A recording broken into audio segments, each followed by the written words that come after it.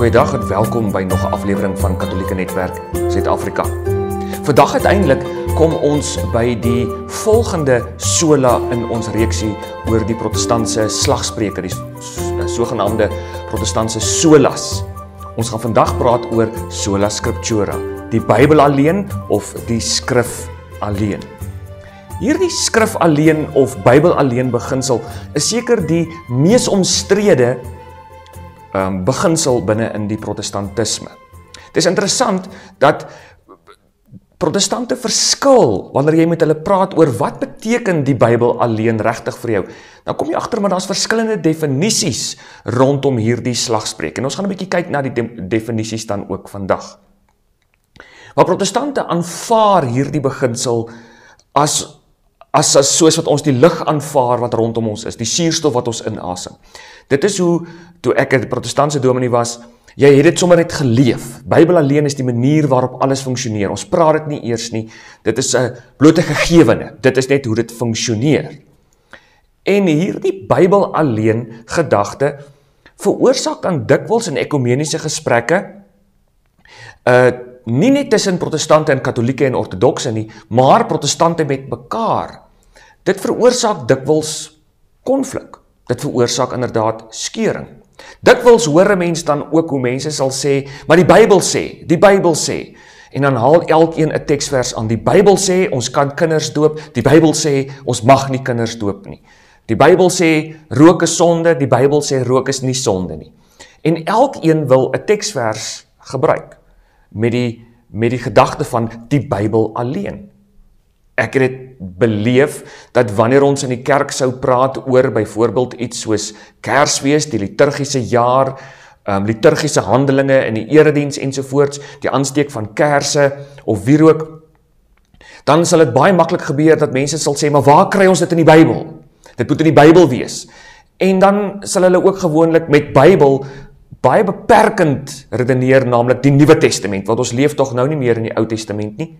En ek het al vir julle gesê dat binne die protestantse denkraamwerk die Ou Testament so 'n bietjie ondergeskik gestel word aan die Nuwe Testament. En hulle sal dit nie altyd erken nie, maar die oomblik as ons begin werk met die Bybel en hoe ons die Bybel interpreteer, dan kom jy agter, maar die Bybel is so 'n bietjie gedegradeer, die Ou Testament is so 'n bietjie gedegradeer teenoor die Nuwe Testament. En ja, daar is seker dinge in die Ou Testament wat ons nie meer net so doen nie, ons aanbid God anders as in die Ou Testament ensovoorts. Maar wanneer protestante gewoonlik die Ou Testament toe wil degradeer, dan is dit wanneer dit kom by aspekte soos Paasnaweek, mag ons Paasnaweek vier of nie, mag ons Kersfees vier of nie.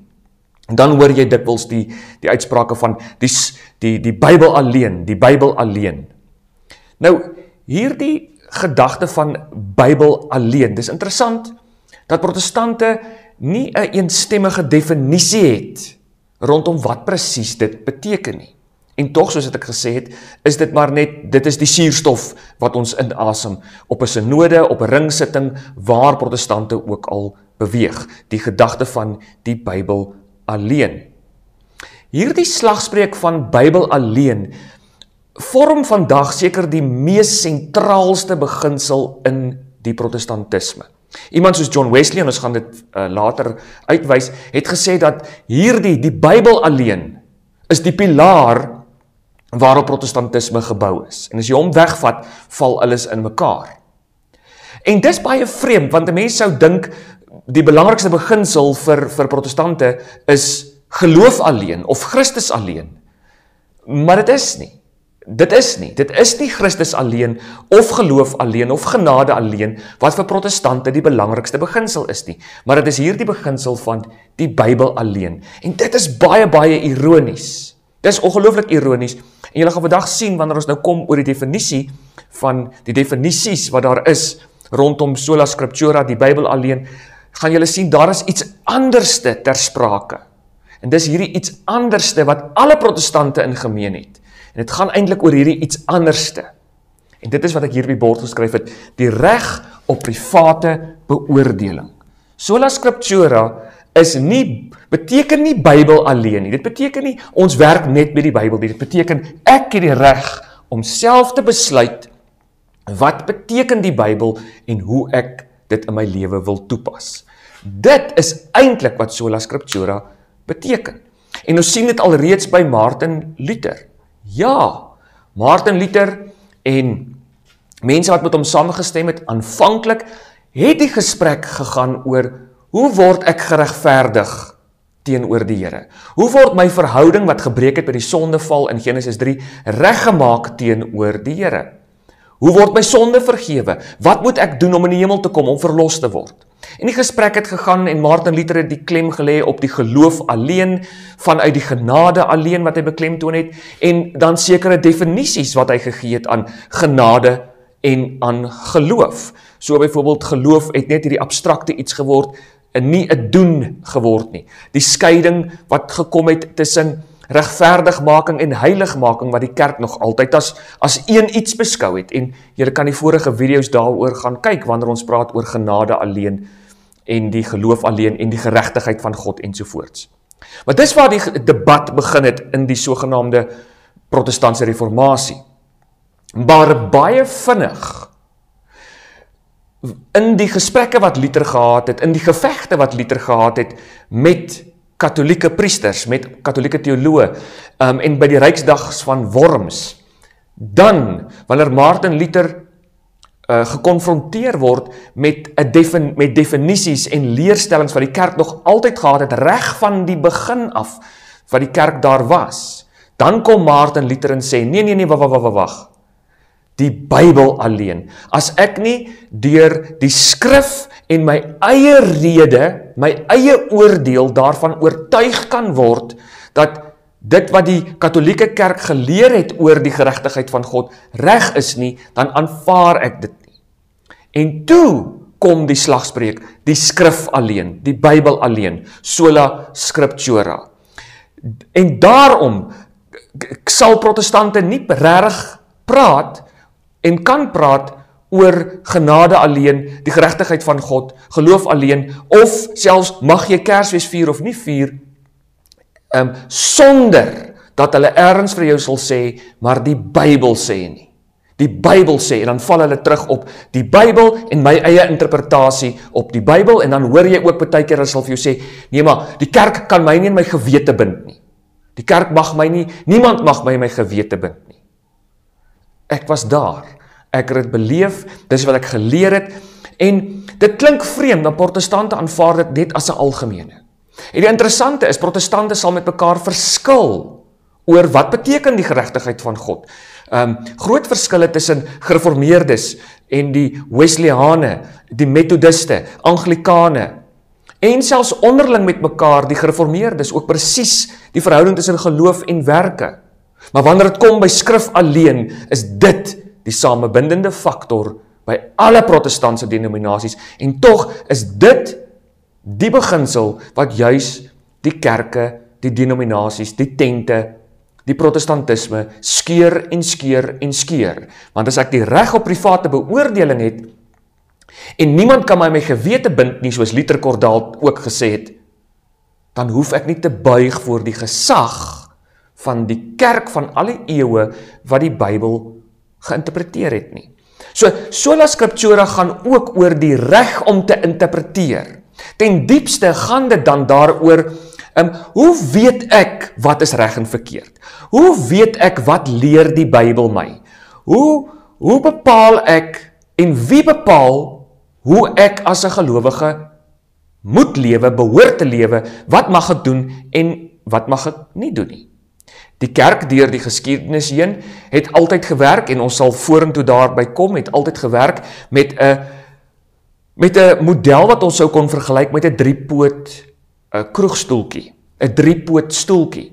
En dit is waar jy het, ek teken dit net vinnig, jy het hierdie driehoek, hierdie 3-poot stoeltjie, het jy, waarop alles dan gebaseer is, ons as Christene, ons lewe en alles, en die eerste een sou wees inderdaad Bybel, en ek gaan nou sê hoekom dit belangrik is, die Bybel, maar dan is daar ook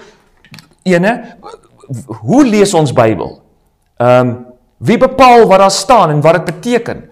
Daarom is daar die kerklike struktuur, kom ons sê net die kerk, dis eintlik die magisterium, wat ek nog sal verduidelik, die kerk, en dan natuurlik die ding waarteen Luther dit baie erg gehad het, naamlik die tradisie. En dit sal ek alles vorentoe, sal ek nog verduidelik van hoe dit werk. Maar in protestantisme is hierdie tradisie en die kerk weggegooi, weggeneem, en is die Bybel na vore gebring as die alleen iets waarmee ons werk wanneer ons bepaal oor wat reg en verkeerd is. En ja, die Bybel is die bron waarmee ons werk en waarna toe ons gaan, maar die stryk waaraan alle protestante trap is die heeltyd, maar hoe weet ek wat die Bybel my leer? Want dis nie maar net 'n geval dat in protestantisme ons die Bybel alleen gebruik en dat ons saam na die Bybel kyk nie. Dis ek, die individu. Dis ek, die individu wat die reg het om self te besluit wat die Bybel sê. En ek gaan dit vir julle wys. So nie net het protestante 'n streep getrek deur hierdie twee pilare van die tradisie en die kerk wat ons in samehang met die Bybel gebruik nie. Nee, daar is ook 'n wegbeweeg vanaf die ons na die ek. En dis waarom ek al by vorige geleenthede gesê het, dat protestantisme is 'n geweldige individualistiese godsdienst waar ek bepaal. Ek wat bepaal. So dit is ook, daar's nie meer 'n ons nie. Dis nie, dis 'n streep deur die ons. Dis nie ons wat Bybel lees nie, dis ek wat Bybel lees. En dis ek. Dis nie ons wat Bybel lees nie, dis nou ewe skielik 'n ek wat bepaal. Dis waaroor Sola Scriptura gaan. En Sola Scriptura, soos ek sê, John Wesley self sê, dis die pilaar waarrondom aan alles gaan. Sola Scriptura is die beginsel waarby protestante staan en val, maar dis die beginsel wat altyd die kerk aanhou skeur. Altyd aanhou skeur.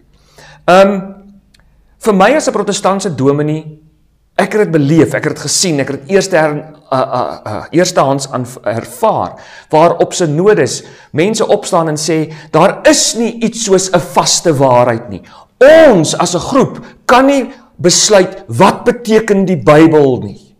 Ons as 'n groep kan nie bepaal of dieselfde geslagteverhoudinge verkeerd is nie. Want jy het jou waarheid en ek het my waarheid. Ek het my lens waardeur ek na die Bybel kyk en jy het jou lens waardeur jy na die Bybel kyk. En hierdie lense, ja, daar is lense waarmee ons met die Bybel werk. Ja, ek is ook iemand, ek staan ook met my een voet in die akademie, ek self is lief vir die Ou Testament, het 'n doktorsgraad daarin, ek weet van eksegetiese modelle, maar dis die probleem. Dis ook die probleem. Eksegetiese modelle gaan oor die uitleg van die Bybel. Hermeneutiek is dan ook die oordra uiteindelik van hierdie eksegetiese modelle. Hoe haal ek 'n boodskap uit 'n teks uit? Eksegetiese modelle. Hoe bepaal ek wat beteken 'n Bybelteks? As ek lees byvoorbeeld van, jy mag nie jou land saai met twee verskillende sade nie, in byvoorbeeld Numeri en Levitikus, hoe weet ek wat dit beteken? Ons gebruik die argeologie, ons gebruik die geskiedenis, ons gebruik ou tekste, ons gebruik Hebreëus, ons gebruik 'n klomp dinge, 'n manier van om hierdie tekste ontleed. En die ontleding van die teks is die groot woord, 'n eksegetiese model, 'n leesmodel. Hoe lees ek die Bybel? En daar is nie net een nie, daar's verskillende eksegetiese modelle. En elkeen van hierdie modelle kan ons by iets vat en iets van gebruik, en ons gebruik gewoonlik nie net een model nie. En ek het baie gekry. Mense maak die fout om te dink, jy gebruik net een eksegetiese model. Nee, ons gebruik soveel as moontlik eksegetiese modelle.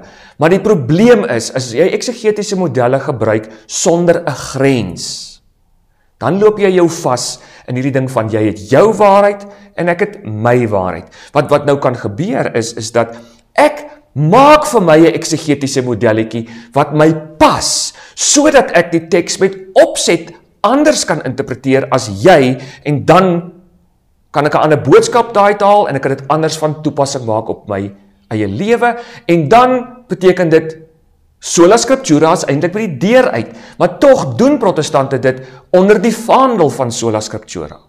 En dan word dit eintlik sola Jakobus, sola Pieter, sola Gert, sola Sari.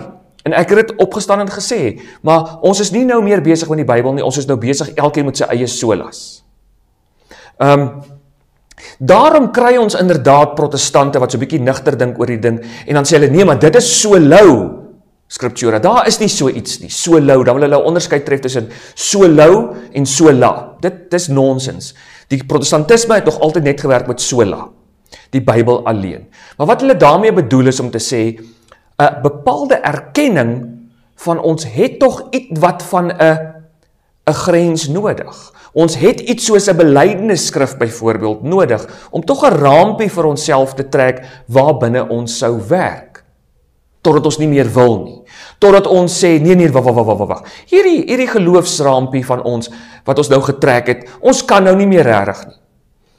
En dan verander ons die belydenisskrifte, of ons gooi dit weg, soos wat ook maar in die NG Kerk en die Hervormde Kerk gebeur het, waar die belydenisskrifte aanvanklik onderskryf is, omdat dit met die Bybel ooreenstem, en later van tyd, nee, in so verre dit met die Bybel ooreenstem.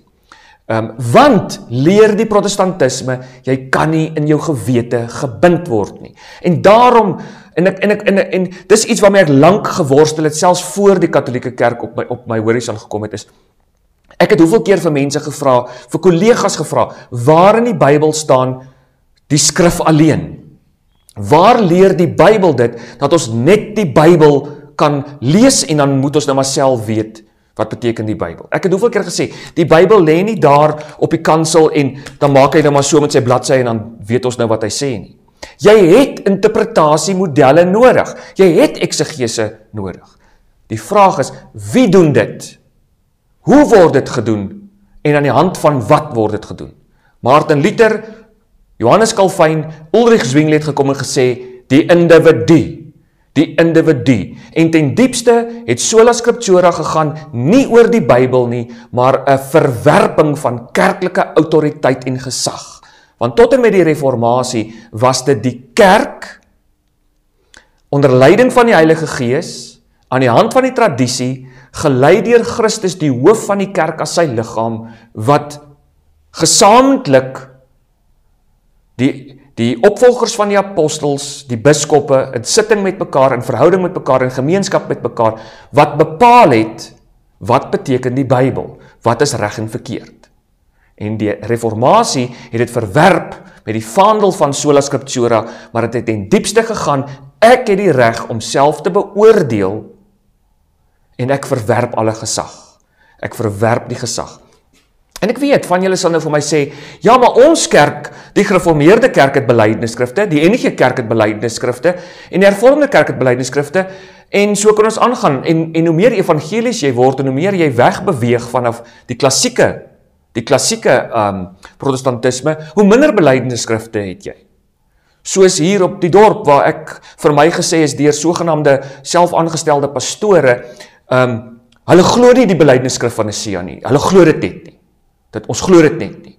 Wat in effek beteken, jy glo nie God is drie-enig nie. Jy is soos 'n moslem. Maar dis wat gebeur.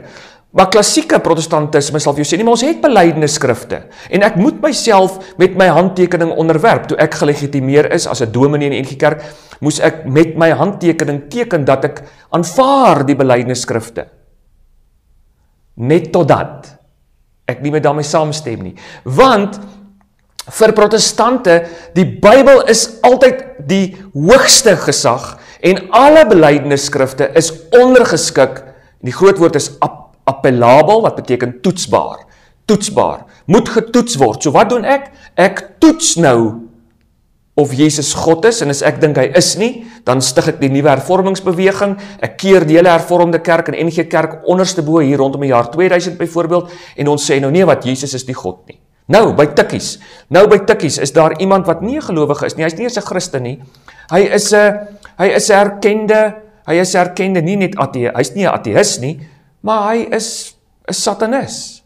En in die koerante word daar geskrywe waar mense hieroor vra, dan sê hulle, nee, maar hierdie satanis, wat nou een van die lektore is en 'n navorser daar is, dit wat hy vir die mense leer is in lyn met die Christelike waardes.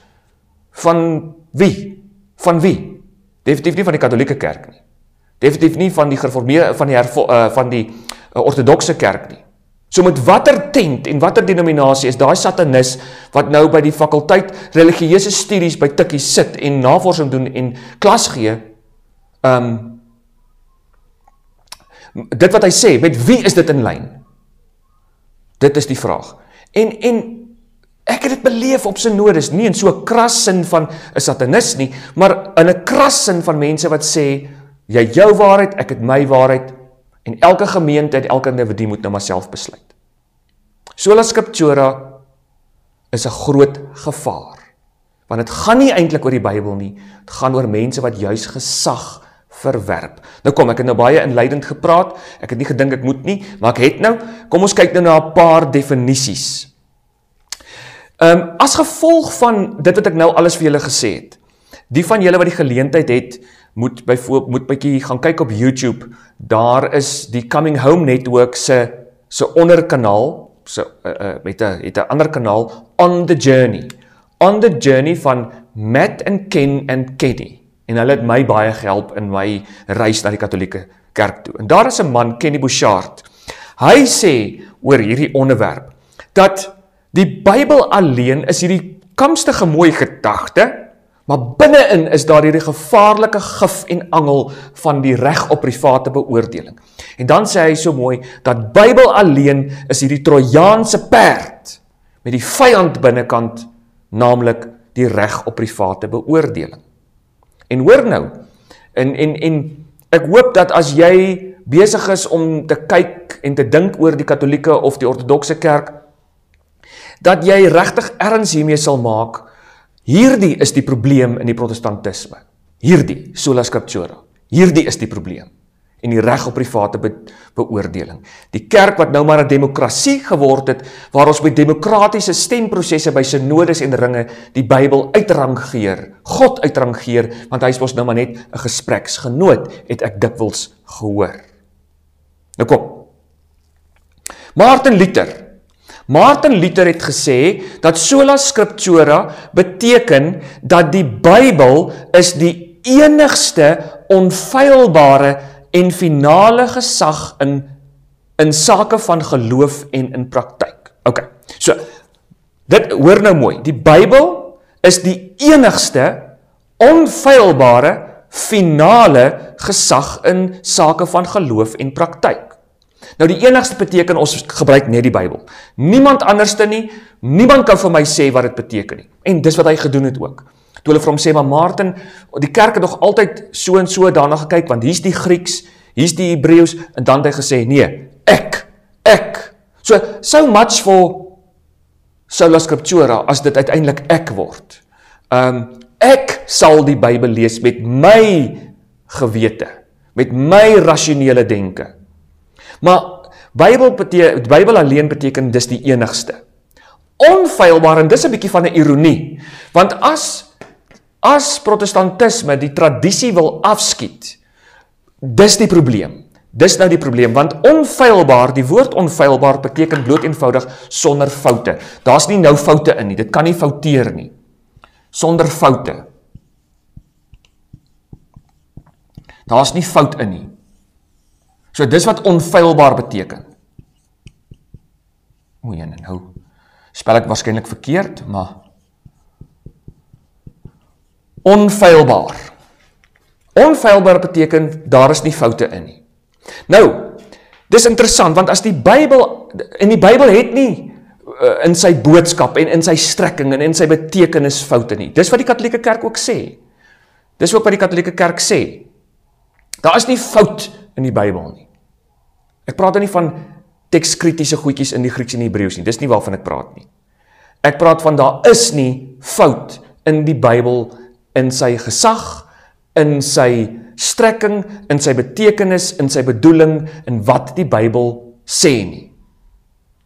Die vraag is dit die enigste boek, of is dit die enigste iets, wat die kerk na moet kyk, en ek as Christen, as ek wil weet wat is reg of verkeerd. Protestante sê ja, want die Bybel is die enigste onfeilbare iets. En onmiddellik sou ek vra, maar wat byvoorbeeld van die geloofsbelijdenis van Nicea? In die geloofsbelijdenis van Nicea bely ons die godheid van Christus, volledig mens, volledig God, die drie-eenheid. Is dit reg of verkeerd? Is daar fout daarmee of is daar nie fout daarmee nie? En as jy vir my sê, nee, net die Bybel, ons kan nie sê die belydenisskrif die belydenisskrif is onfeilbaar nie, want ons as Katolieke glo die belydenisskrif is onfeilbaar. Want die Heilige Gees het die kerk so gelei om tot daardie ontdekking te kom van Christus wat volledig mens en God is, die drie-eenheid. Maar as jy sê, nee, net die Bybel is onfeilbaar, want daar kan 'n fout wees in die belydenisskrif. Hoe weet jy dan, jy's reg om te sê God is drie-enig? Dan kan hy mos net sowel 'n vierheid wees. Miskien is die moslems reg en die Jode reg om te sê daar's nie 'n drie-eenheid nie. Miskien was Arius dan reg. So op grond wat aanvaar jy dan die drie-eenheid as reg, as net die Bybel onfeilbaar sou wees? Want onfeilbaar beteken bloot eenvoudig sonder foute. En as daar nie foute in die belydenisskrif is nie, hoekom is hy dan nie onfeilbaar soos die Bybel onfeilbaar kan wees nie? Dis nie goed, ons sal vorentoe weer hierna toe kyk. Maar dis die dinge waar protestantisme nie lekker antwoorde kan bied nie. En ons sien dit ook in praktyk. Daarom gooi kerke die belydenisskrifte weg. Die protestantse denominasies, al hoe meer maak mense hulle self los van tradisionele belydenisskrifte uit die protestantisme. Hoekom? Want protestantisme self glo dat belydenisskrifte moet altyd ondergeskik wees aan die Bybel en kan nie. Daar kan foute in wees. So, elke synode moet ons nou maar toets. Is God drie-enig? Is God drie-enig? Tot 'n lidmaat sê, nee wat, ek stem nie, ek stig my eie kerk, ons dink nie God is drie-enig nie.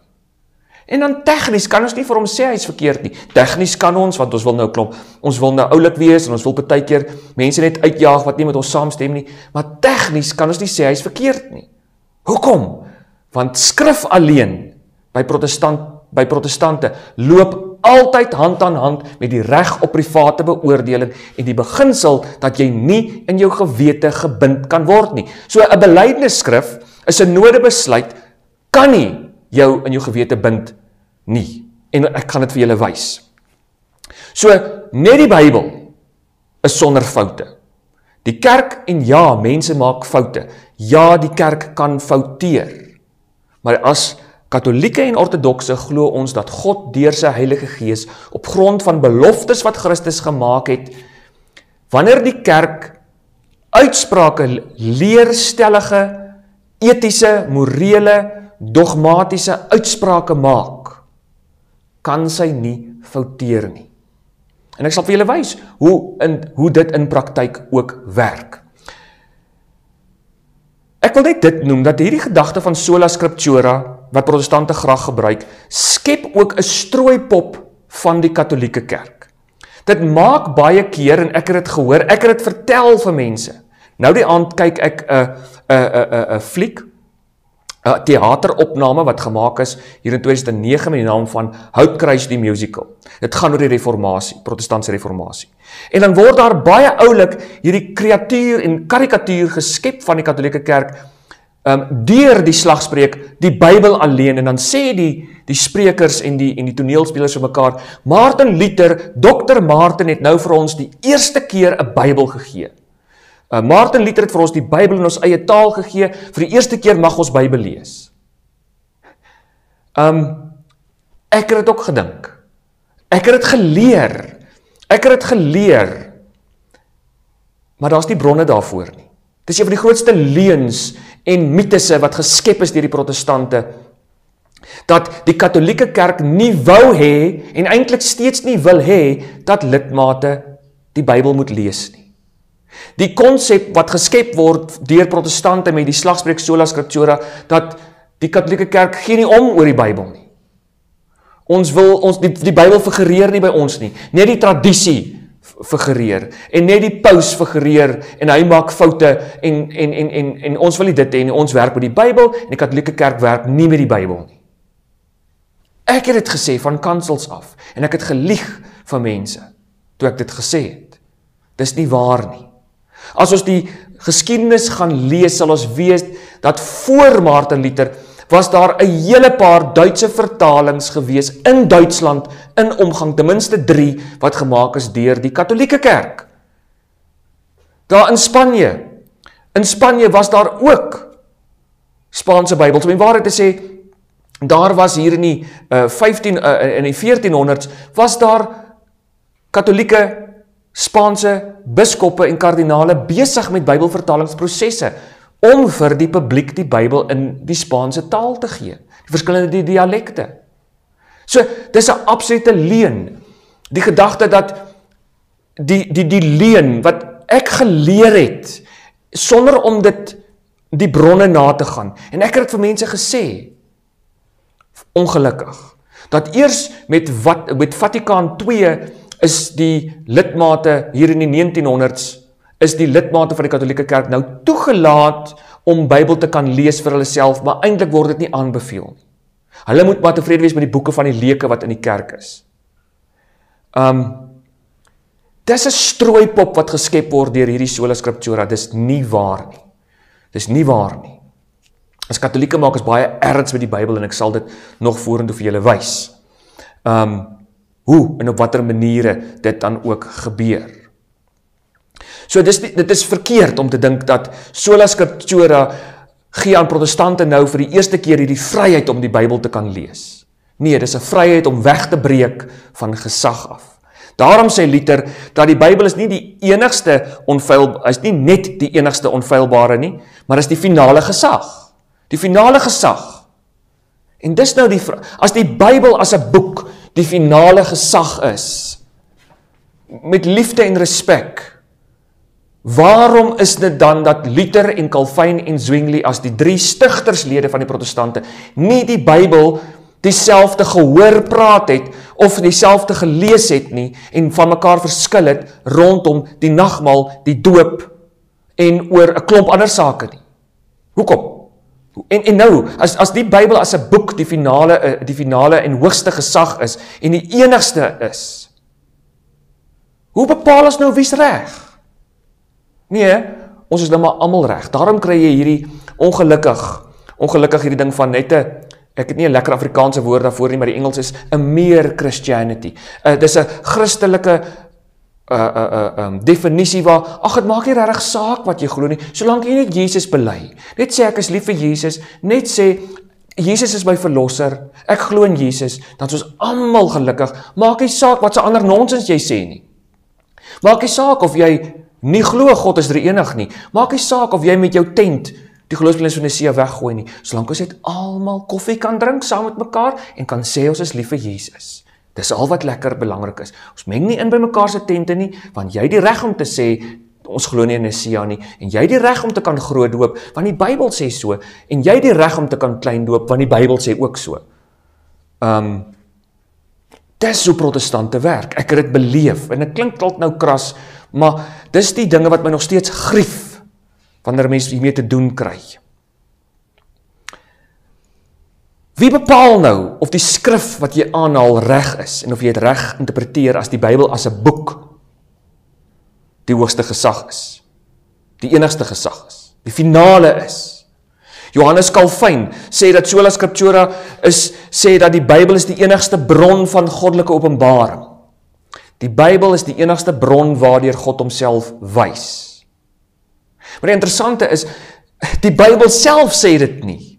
Die Bybel sê self nie sola scriptura nie, ons sal dit wys. Nêrens in die Bybel lees jy dat die Bybel sê, jy mag net die Bybel gebruik nie, om te bepaal wat reg en verkeerd is nie. Net so sê die Bybel ook nie, dat God hom net wys deur die papiere van hierdie boek nie. Nêrens nie. Nêrens nie. Inteendeel, hierdie boek, as ons hom lees, Psalm 19, dan sien ons God openbaar hom deur die natuur. God wys homself met die sonsopkoms, die sonsondergangs. Die een dag vertel vir die ander dag 'n storie, maar nee, Johannes Calvin wil nie dit hoor nie. Net die papiere van die boek kan vir jou iets wys van God. So hy self het maar 'n streep getrek deur Psalm 19 byvoorbeeld. Ulrich Zwingli het byvoorbeeld ook gesê dat die skrif alleen, hierdie boek alleen is die hoogste gesag in alle kerklike praktyke en leerstellings. En alles wat ons doen in die kerk moet in lyn wees daarmee. En ja, alles moet in lyn wees daarmee. Julle sal hoor vorentoe, as Katolieke glo ons dat hierdie 3 dinge nie in stryd met mekaar kan wees nie. Die Bybel, die kerklike magisterium en die tradisie is nie en sal nie en kan nie in stryd wees met mekaar nie. Maar daarby sal ons kom. Die interessante is, hoor nou hier, een van die protestantse belydenisskrifte, die Westminster Confession, dis 'n gereformeerde belydenisskrif, wat in 1646 opgestel is. Daarin word daar 'n besonderse definisie gegee rondom die Bybel alleen, en ons gaan nou sien die verbintenis wat dit gee met die reg op private beoordeling en die feit dat protestante sê, jy kan nie in jou gewete gebind word deur die kerk, deur mense of so nie, dat jy die reg het om self Bybel te lees. En dan sal ons weer praat oor Martin Luther se definisie. En weer eens, dis belangrik wat ek nou sê, protestante het nie eers 'n gemeene definisie oor sola scriptura nie. Wat klaar vir jou sê, hoe gevaarlik dit behoort te wees. Nou hoor wat sê die Westminster Konfessie. In hoofstuk 1 word daar gesê dat die Heilige Skrif die enigste gesaghebende standaard vir geloof en lewe is. Die Skrif is die enigste gesaghebende. So, waar pas die kerkraad nou in? Is die Skrif die enigste gesaghebende is? Kan julle sien, ek het die reg om met die Skrif in my hand vir die kerkraad te sê, ek stem nie met julle saam nie, ek gaan my eie tent onder in die straat stig. Die Skrif verklaar dat niks by die Skrif gevoeg word nie, sola scriptura sê, niks kan by die Skrif gevoeg word nie, niks mag uit daaruit weggeneem word nie. Die Skrif alleen is die finale arbiter in alle geloofsake. Die finale arbiter. Hierdie boek, hy lê nou daar lê hy nou, en op een of ander magiese manier moet hy nou vir ons kan sê, ons wag nou almal tot sy bladsye op en af beweeg, dan weet ons nou wie's reg of verkeerd. Maar totdat dit gebeur nou nie in praktyk dat sy bladsye begin op en af beweeg nie. So nou stig ons maar elkeen ons eie tent en ons sê, ek is reg en jy's verkeerd en daai ou is reg, maar ons drink daarom 'n bietjie saam koffie by die wimpie en ons smile vir mekaar en ons steel agteraf mekaar se lidmate met Bybel alleen in die hand. Hoor nou, in artikels 9 en 10, sola scriptura interpreteer die Bybel, volgens sola scriptura interpreteer die Bybel homself. Die Bybel interpreteer homself, en ek het dit 100 keer gehoor. Nee, maar die Bybel interpreteer homself. Ons het nou niks nodig om die Bybel te interpreteer. Hy interpreteer homself. En dan reig mense hierdie teksversies aan mekaar, buite elkeen van hulle se kontekste uit, ignoreer die agtergrond van die teksies, en ons skep ons eie dogma, met uit konteks aangehaalde tekste, want die Bybel lê homself uit. En niemand kan vir my sê ek is verkeerd nie. Hoor nou. Mense, hy is die hoogste regter. Dis die hoogste regter. So as Arius sê, Jesus is die God nie, en hy gebruik die Bybel, en Athanasius sê, maar Jesus is God, en hy gebruik die Bybel, wie is reg? Want ons kan nou nie daaroor besluit nie, want die Bybel alleen is die hoogste regter. Die Bybel alleen kan nou besluit, maar ongelukkig hoor ons hom nooit praat nie. Die papier praat nooit, dat ons dit nou kan hoor nie. Maar dit is wat die Westminster Confession sê. Maar hoor nou is daar 'n verdere vreemde spanning in die Westminster Confession. Die spanning in die Westminster Confession gaan verder wanneer Christen gelowiges se reg om nie in die gewete gebind te word nie, in artikel 20 uiteengesit word. So in artikel 20 word daar gesê van die Westminster Confession dat sola scriptura beteken, jy kan nie in jou gewete gebind word as individu deur die kerk, die tradisie, of 'n dominee, of 'n synode, of wie ook al nie. Jy kan nie. Net deur die Bybel kan jy gebind word. Maar wie bepaal wat beteken die Bybel? Wie bepaal wat beteken Psalm 19 as jy dit lees? Want Luther kan nie vir jou sê wat dit beteken, want net nou bind hy jou in jou gewete.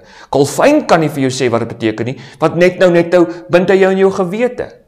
Selfs die moderator van die NG Kerk kan nie vir jou sê wat dit beteken nie, want net nou bind hy jou in jou gewete. En ons hoor dit ook. Ons hoor dit hoe protestante dit aanvaar en vir mekaar sê, nee maar wag, jy kan nie vir my sê ons mag Kersfees vier nie, want jy bind my nou my gewete. Dan moet ek vir hom sê, maar ek het nie gesê jy moet Kersfees vier, ek het gesê jy mag Kersfees vier. Nee, jy bind my nou my gewete. Want ek interpreteer die Bybel anderster. Ons lees in artikel 20 van die Westminster Confession, God alone is the Lord of the conscience, and has left it free from doctrines and the commandments of men, which are in anything contrary to his words. So, ek kan nie in my gewete gebind word nie. Veral nie wanneer dit kom by die commandments van mense en kerke wat teen sy woord is nie. Maar wie bepaal of iets teen sy woord is? Wie bepaal of Kersfees teen die Bybel is? Ulrich Zwingli het. Die Puriteine het. Daarom het hulle in Engeland Kersfees verban. Want hulle het die reg om te besluit en hulle kan mense in die gewete bind, maar niemand kan jou eintlik in die gewete bind nie. Dit is so altyd ironies. Het gaan altyd oor mag in die protestantisme. Mag, dis wat sola scriptura is. Ek het die mag om te doen wat ek wil. Daarom het die kerk 'n demokratiese instelling geword by protestantisme, waar God uitgerangeer word met synodeprosesse. God alone is the Lord of conscience. Dan staan daar, so that to believe such doctrines or to obey such commands out of conscience is to betray true liberty of conscience. So saam met sola scriptura loop 'n true liberty of conscience, om waarlik vry te wees in jou gewete. So as die kerk nog altyd geleer het, dat Levitikus en Romeine vir ons leer, dat selfde geslagverhoudinge is verkeerd, dan kan ek nou sê, nee, ek bind my nie aan die uitspraak van mense nie, ek het 'n oulike eksegetiese model, en ek verstaan dit nie so nie, so nee, die Bybel leer eintlik, ons mag, alles is net liefde.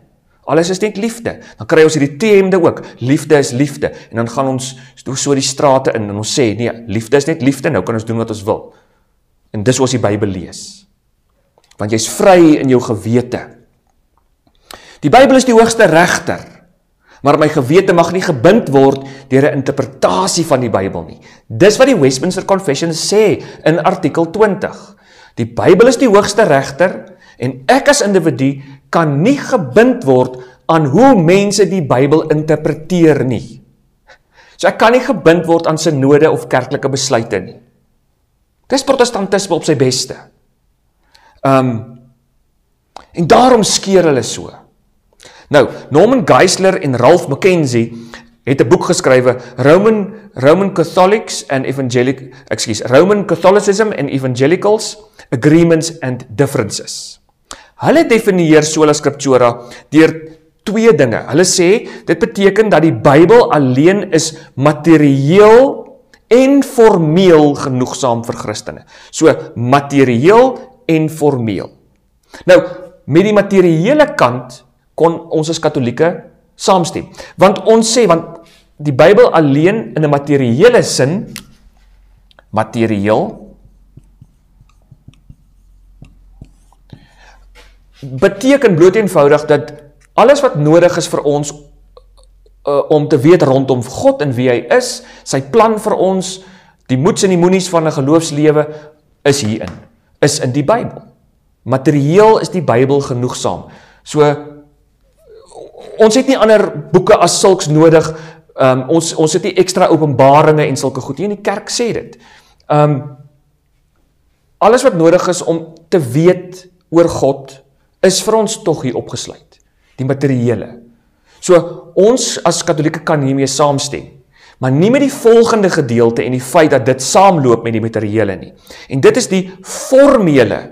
Die Bybel is formeel alleen. Met die formele kant van sola scriptura bedoel Geisler en McKenzie dat die Bybel is absoluut duidelik. absoluut glashelder in homself en interpreteer homself. Niks anders is nodig nie, geen formele strukture, formele opleiding, 'n hoër gesag of enige iets is nodig vir jou om te weet wat sê die Bybel nie, want hy is glashelder in sy betekenis. Die Bybel is al wat Christene nodig het vir 'n geestelike lewe en 'n geloofsgroei. Die Bybel alleen is sonder foute. Die Bybel is die primêre en absolute bron van alle dogmas en praktyke in die geloofsgemeenskap. Volgens Sola Scriptura, soos wat Geisler en Mackenzie dit definieer, staan daar dat dit is ook die enigste en finale appel. So nou in 'n protestantse, klassieke protestantse struktuur, kry jy in die NG Kerk byvoorbeeld jou ring, jou streekse node, en dan kry jy die algemene synode. In die gereformeerde kerk en in die AP Kerk en die hervormde kerk en so aan, is daar jou kring of jou ringe, en sake word deur die ring hanteer, en dan gaan dit na die synode toe, of dit gaan na 'n bepaalde liggaam toe, wat bepaalde bevoegdhede het, en dan is daar die synode. En uiteindelik, as daar nou 'n bepaalde tugsaak is, of 'n dogmatiese saak is, of wat ook al, dan kan jy nou deur al hierdie kanale gaan, van onderaf toe, van onderaf kan jy nou opweeg, tot by die synode. En die synode kan nou 'n uitspraak maak, maar jy en jou gewete is nie gebind aan daai synode nie, want die Bybel alleen is die finale appelregter. So selfs al sou die synode sê, maar ons glo selfde geslagverhoudinge is verkeerd, dan sê ek, nee, die Bybel sê anderste, ek het die reg om die kerk som hof toe te vat, en my eie tent te gaan stig, en die kerk te dwing om nou my standpunt te aanvaar. Want die Bybel is die finale appelregter. En niemand kan vir my sê wat beteken die Bybel nie, ook nie eers die synode nie. En dis waarom kerke, denominasies in die protestantisme so skeer elke dag. Nou weer het die Namibiese streeksynode weggebreek uit die NG Kerk uit. Oor hierdie goed. Dan, hulle sê in Engels, the Bible alone, nothing else, nothing less, nothing more is necessary for faith and practice. Dis waarom soveel protestante vandag veral glo, ek het glad nie die kerk nodig nie. Dis ek en Jesus en my Bybel onder die arm, onder 'n bloekomboom op die golfbaan, en ek het nie nodig om op 'n Sondag kerk toe te gaan nie. Ek het nie hulle nodig nie. Ek het niemand nodig nie, totdat daar 'n begrafnis is. Dan moet die dominee spring. Verdoop miskien nog, maar deesdae doop hulle mekaar sommer self. Ons het nie die kerk nodig nie. Sit by die huis, niemand gaan vir my sê ek moet by die kerk wees nie.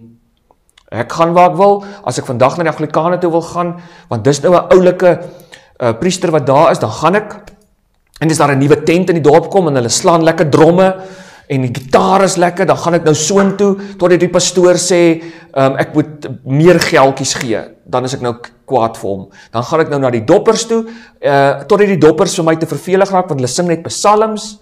Maar wag, gaan ek NG Kerk toe, want net liefde is liefde, en ons kan nou elkeen vir onsself besluit, ensovoorts. Die lekkerste, ek bly by die huis. Ek bly by die huis, want is ek in my Bybel, Jesus, op die golfbaan onder 'n bloekomboom. Ek het dit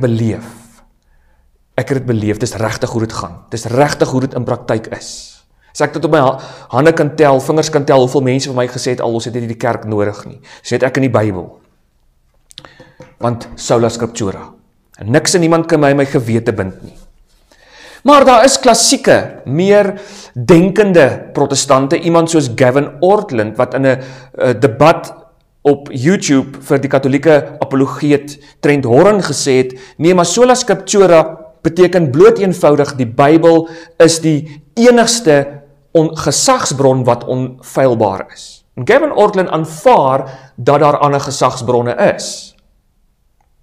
Maar tog is hulle nie so bindend en kan hulle nooit so bindend wees soos die Bybel nie. En dit is interessant. Die belydenisskrifte en die synodebesluite kan altyd feilbaar wees en foute maak, sê Gavin. Dit laat jou in 'n onsekerheid. Hoe weet ek dat ek reg is? Wel, die Heilige Gees lei vir my. Hy lei my. Nou kom hier die ou aan wat sê, nee, maar wag 'n bietjie, jy mag nie Kersfees vier nie, want die Heilige Gees het gesê, jy mag nie Kersfees vier nie. Maar die hele tyd sê die Heilige Gees nog vir my, ek kan Kersfees vier. Wie's nou reg? Lei die Heilige Gees aan skizofrenie? Die een dag sê hy, jy kan babas doop, en die volgende dag kan jy nie babas doop nie. Hoe weet ek? Dit is nie so maklik om te sê, maar die Heilige Gees lei maar net die individu nie. Ja, die Heilige Gees se leiding is daar. Maar wanneer individue nou met mekaar begin bots, hoe weet ons dan wie reg is? Hoe weet ons dan nou, ons is reg? Hoe kan ons dan 100% seker wees, die geloofsbelijdenis van Nicea is reg? Dan sien ons ook ander protestantse definisies. Charles Hodge, theoloog uit die 1800s uit, en A.A. Hodge, hulle definieer dit dan ook, dat die skrif is ook die enigste onfeilbare vir geloof en praktyk. Maar hoor nou wat sê Charles Hodge spesifiek verder. Hy sê, dat die Heilige Skrif die enigste onfeilbare en voldoende reël van geloof en praktyk is. Hy het beklemtoon, dat die Bybel as die geïnspireerde woord van God, alle leerstellings en gebruike moet rig. Dat niks buiten die skrif bindende gesag op jou gewete het. Kan julle dit sien? Daar is dit weer. Net soos die Westminster Confession. Niks, behalwe die skrif, kan jou in jou gewete bind nie. En hy skryf dit in sy boek Systematic Theology, volume 1. Skryf Charles Hodge dit.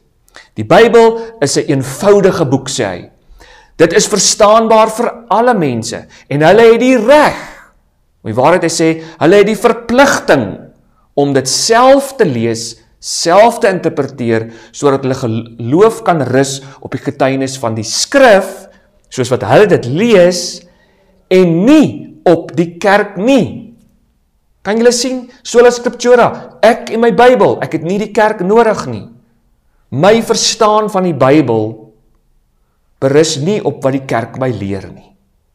My verstaan van die Bybel, sê Charles Hodge, kan nie berus op wat die Bybel wat die kerk my leer, en wat die dominee my leer, of wat die pastoor my leer nie. Nou, dit beteken in praktyk, Charles Hodge, net soos van hierdie ander, Martin Luther en wie ook al, as daar 50 mense is, met elkeen 'n Bybel, dan sê Charles Hodge nou, hierdie Bybel is so eenvoudig, is so maklik. En o ja, die Heilige Gees se leiding is daar. So die Bybel is so maklik, dat hierdie 50 mense van ons, wat hom nou het, ons kan hom nou lees, en ons gaan oor elkeen van hierdie teksverse in hierdie Bybel, van Genesis 1 tot by Openbaring aan die einde, gaan ons as ons dit lees, presies sê, hy, woord vir woord, ons stem met mekaar saam. Dis wat dit beteken, dis wat dit beteken, dis wat dit beteken.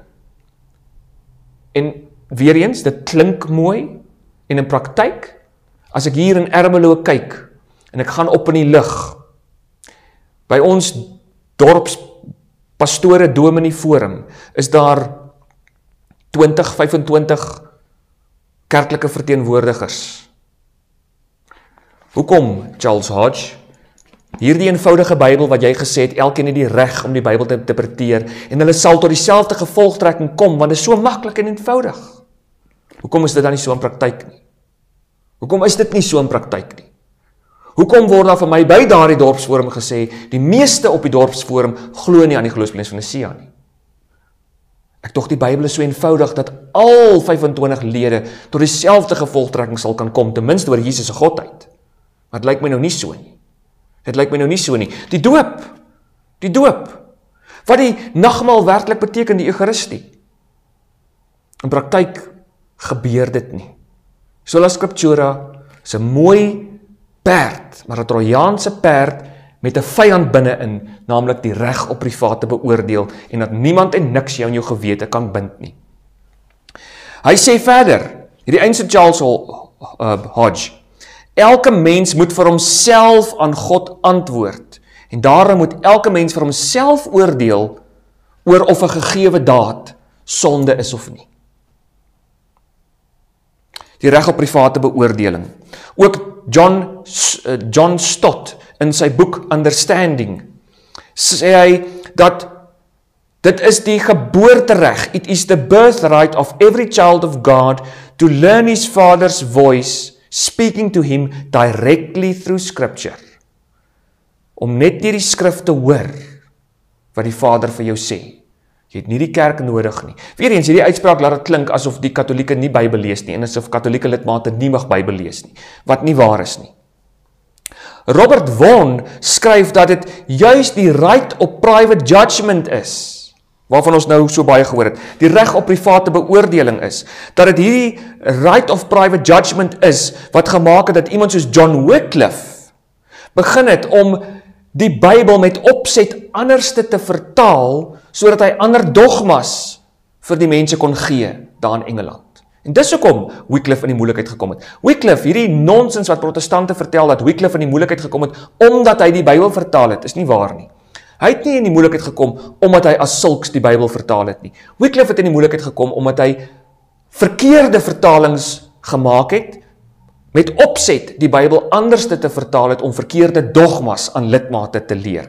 Dis waaroor hy in die moeilikheid gekom het. Maar Robert Vaughan sê vir ons, dat Wycliffe het dit gedoen, want elke gelowige het die right op private judgment. Nou, John Wesley wat dan vir ons sê, die Methodist, hy skryf in sy boek, of in 'n preek genaamd The Catholic Spirit, dan sê hy dat hierdie reg op private beoordeling, the right of private judgment, is the pillar on which the Reformation stands. Dit staan nie op Christus nie, dit staan nie op genade alleen nie, ek dog te doen, dit staan nie toe nou op geloof alleen nie, ek dog te doen, dit staan op die reg om self te besluit. Daarom, protestantisme is 'n vrot, in homself 'n vrot instelling, want dit berus op die individuele persoon, en die denke dat die kerk gaan foute maak, maar nie die individu nie. Die kerk sal foute maak, die kerk maak foute, die struktuur maak foute, maar nie die individu nie. Ons is maklik om te sê, ja, maar die kerk bestaan uit 'n klomp sondaars, maar lyk my die individu is nou nie daar nie. Die individu gaan nou nie 'n fout maak in die beoordeling van wat die Bybel beteken nie. The right of private judgment is the pillar on which the Reformation stands. Dit is verskriklik, en vir my was dit yswater in my gesig, toe ek hierdie goed begin ontdek het in my reis na die Katolieke kerk. Dat dit die probleem is van die protestantisme, die Achilles heel, die Achilles hakskeen van protestantisme, hierdie sola scriptura. Hierdie sola scriptura. Dis waarom, dit is die ding waarom die protestantisme so skeer. Charles Hodge, weer spesifiek, ek moet net hom verder sê, what Protestants deny on the subject of sola scriptura, is that Christ has appointed any officer. So Protestants, volgens Charles Hodge, deny, ontken, verwerp, dat Christus mense aangestel het in die kerk, wie die Bybel kan interpreteer, en wat dan vir ons in ons gewetens kan bind. Dat die kerk in haarself die finale autoriteit het om ons te bind. What Protestants affirm is that he, Christ, has made it obligatory, verpligtend upon every man to search the scriptures for himself and to determine on his own direction what they require him to believe and to do. Daai het julle dit. Daai het julle die gemors van protestantisme, die chaos van protestantisme. En ek weet, mense kan nou sê, joh, maar jy is dalk nou 'n bietjie kras. En ek erken dit. Maar dis omdat ek het beleef het, ek het in my lyf gevoel, hoe die gemeente skeer, hoe die ring skeer, hoe die streeksynode en die kerkverband skeer op grond hiervan. Mense wat nie hulle self wil onderwerp aan kerklike gesag nie. En dan misbruik hulle die Bybel onder die vaandel van sola scriptura. Die versplintering van die liggaam van Christus. En dis 'n hartseer saak. Dis 'n hartseer saak. En die ironie is dat op 'n stadium waar ek in gesprekke was, waar ons gepraat het oor kerklike eenheid en om die Bybel, dat ons moet een wees in hoe ons die Bybel interpreteer en dat ons moet terugkeer na hierdie ding van dat sola scriptura gaan te ver. Die right of private judgment gaan te ver. Ons moet grense trek. En dan sal hulle sê aan die een kant, nee, maar jy kan nie. Want jy het jou waarheid en ek het my waarheid. En daar is nie iets soos absolute waarhede nie. Dit aan die een kant, maar dan word daar vir jou aan die ander kant gesê, ja, maar jy leef in 'n utopia. Onthou, ons is maar almal net mense met ons eie foute. Ons leef nou nog in 'n sondige wêreld. So ons gaan nooit eensstemmigheid kry nie. Maar my liewe genade, as jy dan nou erken ons leef in 'n sondige wêreld en dat ons as gevolg daarvan nooit gaan eensstemmigheid kry nie, hoe kan jy dan toelaat dat die individu self kan besluit wat die Bybel beteken? En dan, hoe kan jy dan nog glo dat niks jou in jou gewete kan bind nie behalwe net jouself? Dis hierdie goed wat vir my soos domino's begin platval het en wat vir my gesê het, ek kan nie langer bly waar ek was nie. Ek kon nie langer bly waar ek was nie. Martin Luther, wat gesê het by die Ryksdag van Worms in 1521, toe hulle met hom wou praat oor aanvanklik geloof alleen, genade alleen, sy interpretasies van geregtigheid en hoe hy dit losmaak van heiligmaking, dan sê hy net, as hulle vir hom sê, maar dis hoe dit werk. Dis wat die kerk toch altyd gesê het. Kyk hier, dis is wat die Bybel sê. Dis wat die tradisie sê. Dan sê hy, nee, unless I am convinced by the testimony of the scriptures. En dit sê nog, as Martin Luther gesê het, nee, die Bybel moet my oortuig my vanuit die Bybel uit. Was dit nog reg? En die interessante is, daar was hoeveel katholieke teoloë wat met hom in gesprek getree het. En vanuit die Bybel vir hom gewys het, hy is verkeerd. Maar dan kom hy aan, dan kom hy verder en hy sê, or by clear reasoning, my eie redenasie, my clear reasoning. Nie wat die kerk redeneer nie wat die kerk na 'n redenasieproses onder leiding van die Heilige Gees tot 'n bepaalde konklusie kom nie. Nee, ek, clear reasoning. I am bound by the scriptures. I am bound by the scriptures and my conscience is captive to the word of God. En dit klink so mooi. En toe 2 jaar later, 2 jaar na hierdie 1521 uitspraak van Martin Luther, die reg op private judgment, waar Luther gesê het, elke persoon is sy of haar eie paus en konsilie. Elke individuele gelowige is sy of haar eie paus en konsilie. Dis wat hy gesê het. En 2 jaar later was protestantisme so verdeeld. Toe's Martin Luther kwansys kwaad, want toe is daar ander protestante wat vir hom sê, Martin, jy verstaan die Bybel verkeerd. Die Bybel beteken dit en dit en dit en dit. En jy moet nie so doen nie, want eintlik sê die Bybel dit. Toe's hy kwaad, want hulle stem nie met hom saam nie. Toe wil hy hulle as 'n ketter veroordeel, want hulle stem nou nie met hom saam nie. Daar's briewe, en ek sal dit vir julle wys, waarin hy skrywe, dat as mense nie met Dr. Luther saamstem nie, selfs al as engele nie met Dr. Luther saamstem nie, dan moet hulle veroordeel word as ketters. En ek dog elke persoon het die reg om self te besluit, want elke persoon is sy paus in konsilie. Dis wat hy gesê het. Elke persoon is sy of haar eie paus in konsilie. Net so lank as wat hulle met my saamstem. Net so lank as wat hulle met my saamstem. Dit kom altyd agterna, maar ons sê dit net nie so hard nie.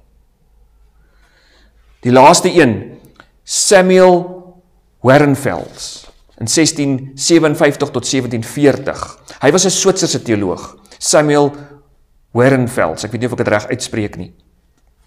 Hy het ook die reg op private beoordeling beklemtoon in sy boek The Discourse. Daar argumenteer hy oor hoe ongelooflik belangrik die reg van die individu is om self te beoordeel in sake van godsdienstigheid. So, ek wil afsluit nou. Ek hoop julle het mooi gehoor vandag wat ek nou alles gepraat het oor sola scriptura. Ek het dalk passievol geraak, ek het dalk krities geraak, ek het dalk te krities geraak. En ek vra om verskoning daarvoor. My bedoeling is nie om aanstoot te gee nie. Maar ek het hierdie goed aan my lyf gevoel. Ek het gevoel hoe maak dit seer. Ek het beleef hoe die kerkverband waarin ek was uitmekaar geskeur word deur hierdie goed. En ek het meermale moedeloos by die huis gekom en vir my vrou Kathleen gesê, ek kan nie meer hierdie goed verstaan en vat, dat mense so lukraak met die kerk omgaan. Met die Bybel in die hand nie. Met die Bybel in die hand nie. So, waaroor gaan dit nou eintlik? Waaroor het dit eintlik gegaan in die reformatie van die protestante? En nou moet julle my mooi hoor. As ons eerlik gaan kyk, dan is dit waarby ons gaan uitkom. Waaroor het dit regtig gegaan? Dit het nie regtig gegaan oor geloof alleen nie. Dit het nie regtig in die protestantse reformatie gegaan oor genade alleen nie. Dit het gegaan oor 'n rebellering teen die kerklike gesag. Dit het gegaan oor 'n rebellering teen die kerklike gesag, sodat mense soos Martin Luther, Ulrich Zwingli en Johannes Calvin en ook Wycliffe, wat nie wou buig voor die kerk en haar gesag nie. Sodat hulle vir hulle self 'n speelveld kan skep, waarin hulle vir hulle self die reg kan toeëien om te maak wat hulle wil. Dis die kern van protestantisme. Verskuil en vermom as sola scriptura, en nog so 'n paar ander solaatjies wat ons byvoeg, maar dis nie die sentrale nie, dis nie die belangrike nie. En 'n mens sien die gevolge vandag, dat sola scriptura met sy bedoeling om te rebelleer teen gesag, dat die individu die regter word van wat reg en verkeerd is. Hoe die Bybel self in protestantse denominasies weggegooi word en demokraties uitgewerk word met oulike stemprosesse en eksegetiese modelle. Daarom kan ek nie tot 'n ander gevolgtrekking kom deur te sê nie, dat dit bring jou terug by die sonde van Adam en Eva in Genesis 3. Ek wil besluit, ek wil op my voorwaardes saam met God werk. Nie op grond van wat God sê nie, ek wil op grond van my voorwaardes met God saam werk. Daarom het ek het beleef op synodes, persoonlik beleef, hoe dit professors en ander dominees sal opstaan en dan sal sê, maar Paulus en Petrus het nie regtig geweet wat hulle skryf nie. Hulle het nie geweet wat hulle skryf oor homoseksualiteit nie. Hulle het nie geweet wat hulle skrywe oor die ter helle neergedaaldheid van Christus nie. Hulle het nie verstaan nie. Maar ons vandag weet beter. Ons vandag weet beter. En dan eindig jy ook nie meer met sola die Bybel nie. Dis lankal nie meer die Bybel alleen nie. Dis sola ek. Dis waar jy eindig. Sola ek. Watter denominasie is reg oor die doop, oor die nagmaal, oor gays, aborsie, oor transgender sake? Sola ek het lankal in protestantisme, sola Bybel, sola die Bybel alleen, vervang. Want in my opinie was dit nog nooit daar. Baie dankie dat julle vandag saam geluister het. Mag julle 'n mooi dag dan ook verder hê.